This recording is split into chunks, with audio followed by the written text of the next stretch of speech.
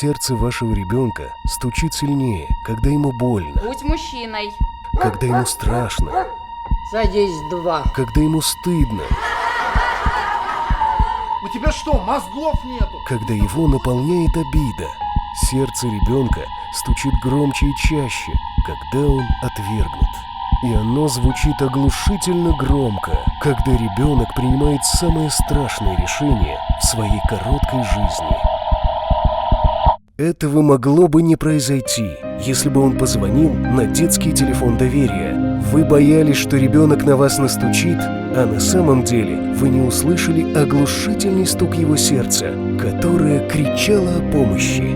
Хватит думать, что на телефон доверия звонят для того, чтобы пожаловаться на родителей. Бойтесь того, что детское сердечко может перестать стучать. Детский телефон доверия 8 800 2122.